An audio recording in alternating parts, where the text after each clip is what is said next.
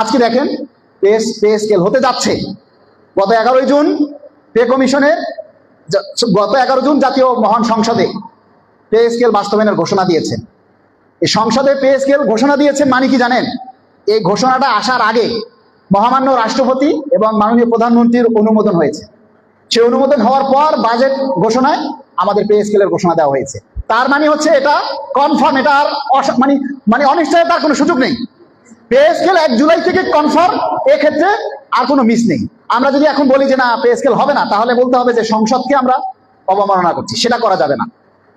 এখন এই যে আমরা সারা বাংলাদেশের মানুষ আজকে হতাশাগ্রস্ত, কবে গেজেট হবে, কবে প্রজ্ঞাপন হবে, এই নিয়ে আমরা একটা দুশ্চিন্তায় আছি। এই যে আজকে আমাদের যে জাতীয় শ্রমিক দলের প্রচার প্রকাশনা সম্পাদক মঞ্জুর ভাই বলে গেছেন যে আগামী মাসে গেজেট হবে। 30শে জুন কেবল বাজেট অধিবেশন শেষ হলো। তো বাজেট অধিবেশন শেষ হওয়ার পর আমরা বিভিন্ন সূত্রে জানতে পারলাম আগামী সপ্তাহে সচিব পর্যায়ের যে কমিটি হবে তারা একটা চূড়ান্ত ফয়সলা সরকারের কাছে জমা দিবে। তারপরে হয়তো এ মাসের শেষে না হলে আগামী মাসে আমাদের পে স্কেলের গেজেট হবে ইনশাআল্লাহ। তবে গেজেট যখনই হোক আমরা 1 জুলাই থেকে আমরা পে স্কেল পাবো এবং বকেয়া সহ পাবো। তার মানে হচ্ছে আপনারা এখন সবাই নতুন বেতনে চাকরি করতেছেন, এটা কনফার্ম, এ বিষয়ে কোনো সন্দেহ নেই। এখন কথা হচ্ছে এই গেজেট যে প্রকাশ হবে, গেজেট জারি হওয়ার পর যদি আপনি দেখেন আপনার আশা আকাঙ্ক্ষার প্রতিফলন ঘটে নাই, তখন কি করবেন? তখন দেখবেন যে 60% দিল আপনাকে, বা তখন দেখবেন আপনাকে 20,000 টাকা কাটছাট করে আরো কমাই দিল, তখন কি করবেন? তাহলে আমাদের এই শেষ সময় উচিত না আমাদের দাবিটাকে আরো বেশি জোরালো করা উচিত না? শেষ ভালো যার সব ভালো তার। আমাদের মধ্যে এই যে মোর্শেদ ভাই বলছেন যে অনেকগুলা এখন গ্রুপ, আরে ভাই গ্রুপ কেন থাকবে? দাবি তো আমাদের একটা। অন্য যে গ্রুপটা আছে তারা আমাদেরকে নেতাই ভাবে না, তারা আমাদেরকে ভাবে ইউটিউবার, আমরা ভিউ ব্যবসায়ী।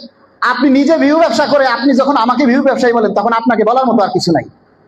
তো আমরা যদি একটা দাবিতে সবাই একত্রিত হতে না পারি তাহলে কিভাবে দাবি আদায় হবে? সরকার তো জানে আমাদের মুরত কতটুকু, সরকার তো জানে যে আমাদের দৌড় কতটুকু। কথা আছে না, মোল্লার দৌড় মসজিদ পর্যন্ত, আমাদের দৌড় কতটুকু? আজকে আমরা একটা প্রোগ্রাম দিলে কয়জন আসেন বলেন, কয়জন আসেন?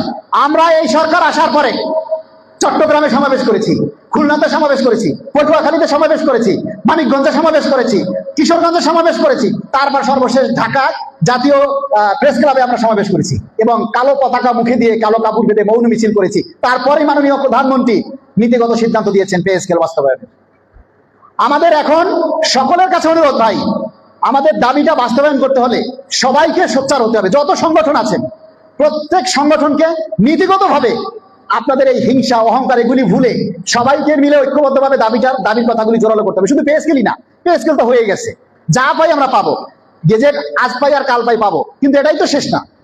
আমাদের এই সংগঠন করতে গেলে এমন ভাবে কাজ করতে হবে যে আজকে আমার কোনো ভাই যদি বদলি হয় বিনা অপরাধে, তার সেই প্রশাসনিক ভাবে তাকে যেন সহযোগিতা করা হয়। কোনো ভাই যদি আজকে অসুবিধায় পড়ে তার পাশে দাঁড়ানো হয়। কোনো ভাই যদি আজকে অসুস্থ হয়ে হসপিটালে ভর্তি হয়, চিকিৎসা করাতে না পারে, তার পাশে আমাদেরকে দাঁড়াতে হবে।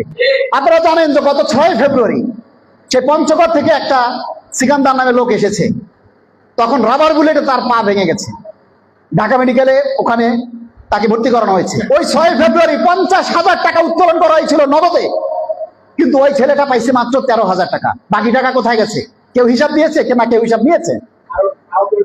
হ্যাঁ, এরপরে এই যে বিশ্ববিদ্যালয়ে অনেক রুহুল ভাই অ্যাক্সিডেন্ট হয়েছে, তার পায়ে রাবার বুলেট লেগেছে, এরকম অনেক লোক ছিল, অনেক অ্যাক্সিডেন্ট হয়েছে। পটুয়াখালী বিজ্ঞান ও প্রযুক্তি বিশ্ববিদ্যালয়ের আলামিন ভাই সে আহত হয়েছিল, তারপরে শেরবাংলা কৃষি বিশ্ববিদ্যালয়ে শেখ রাসেল আহত হয়েছিল। হ্যাঁ, তারপর এরকমের অসংখ্য লোক আছে। কিন্তু আপনারা সবচেয়ে বড় জিনিস হচ্ছে এই যে পঞ্চগড়ের যে সিকান্দার যার পা ভেঙে গেছে, আজকে সে বিছানায়, তার পায়ে খেসা পরিয়ে দেওয়া হয়েছে। সেই লোকটা চিকিৎসা করতে পারতেছে না টাকার জন্য। সে যখন ঢাকায় আসলো আমি নিজে গিয়ে তার ভিডিও করে প্রচার করেছি এবং সর্বশেষ যতটা জানতে পারলাম প্রায় 45 থেকে 50,000 টাকা বিকাশের মাধ্যমে সাহায্য উঠেছে। আপনারা অনেকেই দিয়েছেন। তো এই যে কর্মচারীদের পাশে দাঁড়ানো, এর নাম সংগঠন। এই মন মানসিকতা থাকতে হবে। তো যাই হোক, অনেক সময় হয়েছে, সামনে আপনাদের আরো কাজ আছে। আগামী সপ্তাহে সচিব সুপারিশ প্রণয়ন কমিটির মিটিং, আমরা আপনাদের মাধ্যমে সরকারকে জানাতে চাই, এই সারা বাংলাদেশের আন্তঃবিশ্ববিদ্যালয়ের মাধ্যমে কর্মকর্তা কর্মচারীদের মাধ্যমে আমরা সরকারকে জানাতে চাই, আমরা সচিব কমিটির কাছে দাবি জানাতে চাই, আমরা 100% মূল বেতন যেন একবারে পাই। আমাদের 2015 সালের যে 3টা টাইম স্কেল কেড়ে নেওয়া হয়েছে, আমরা সেই 3টা টাইম স্কেল আমরা ফেরত চাই। উচ্চতার গ্রেড আমাদের দরকার নাই, আমাদের 3টা টাইম স্কেল আমরা ফেরত চাই।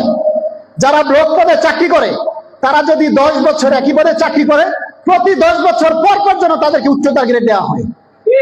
আমরা 25 বছরে এখন ফুল পেনশন, এটা আমরা চাই না, আমরা চাই 20 বছরে। 20 বছরে যাতে ফুল পেনশন দেওয়া হয়, 20 বছরে যাতে আমরা স্বেচ্ছায় ফুল পেনশন নিয়ে অবসরে যেতে পারি, তাহলে অনেক কর্মসংস্থানের সুযোগ হবে, অনেক বেকার মানুষের চাকরি হবে। আমরা শতভাগ পেনশন চাই। আমাদের পেনশন গ্র্যাচুইটি 230 টাকার পরিবর্তে আমরা 500 টাকা দাবি করেছি, সেটা যেন কমপক্ষে 400 টাকায় ফাইনাল করা হয়। এবং আরেকটা জিনিস হচ্ছে, অবসরে যারা যায় অনেকেই একেবারে পেনশন বিক্রি করে দেয়। যারা পেনশন সমর্পণ করেছেন অনেকেই এখন মানবতার জীবনযাপন করছেন, তারা 15 বছরে সেই পেনশনটা ফেরত পায়। অসংখ্য অবসরপ্রাপ্ত কর্মচারীরা আমার কাছে ফোন করে, ভাই একটাই দাবি, তারা 10 বছরে যেন সেটা ফেরত পায়।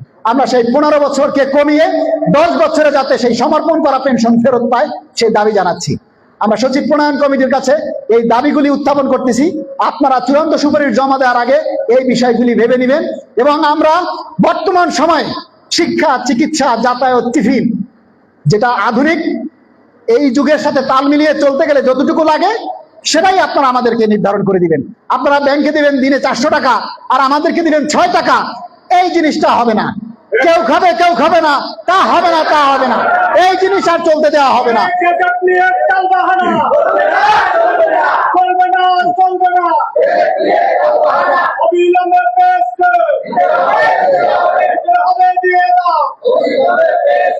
সর্বোপরি আমরা সরকারের কাছে দাবি জানাই, সারা বাংলাদেশের 22 লাখ পরিবার আজকে উদ্বিগ্ন, দ্রব্যমূল্যের ঊর্ধ্বগতির সাথে তারা চলতে পারতেছে না। আমরা চাই দ্রুত প্রজ্ঞাপন, যত দ্রুত প্রজ্ঞাপন হবে কর্মচারীর মধ্যে স্বস্তি ফিরে আসবে এবং কর্মচারীদের মধ্যে কর্মচাঞ্চলতা ফিরে আসবে, কর্মদীপ্ততা ফিরে আসবে, তারা সবাই আবার আগের মতো সরব হয়ে উঠবে। কারণ কর্মচারীদের মধ্যে থেকে যখন অভাব দূর হয়ে যাবে তখন খারাপ স্বভাবগুলো তাদের আর থাকবে না, সবাই ভালো হয়ে যাবে। আমরা চাই দুর্নীতিমুক্ত বাংলাদেশ, এই স্বনির্ভর একটা বাংলাদেশ গড়তে চাই। সেজন্য আমরা সরকারের সাথে তাল মিলিয়ে, এই সরকারের সাথে কাঁধে কাঁধ মিলিয়ে আমরা রাষ্ট্রকে, বাংলাদেশকে একটি স্বনির্ভর দুর্নীতিমুক্ত বাংলাদেশ গড়তে চাই। আমরা সবাই অঙ্গীকারবদ্ধ। আপনাদেরকে আর একটা ঘোষণা দিচ্ছি, আগামী জুলাই মাসের ফার্স্ট উইকে, হয়তো 7 বা 8 তারিখে তারিখ চূড়ান্ত করে আগস্টের আপনাদেরকে জানানো হবে, আমাদের বাংলাদেশ সরকারি কর্মকর্তা কর্মচারী কল্যাণ সমিতির ত্রিবার্ষিক কাউন্সিল অনুষ্ঠিত হবে। আপনাদের সবাইকে অগ্রিম দাওয়াত দিয়ে গেলাম, আপনারা সবাই থাকবেন। আপনারা চাইলেও আমাদের সংগঠনের সাথে যুক্ত হতে পারবেন। সবাই ভালো থাকবেন।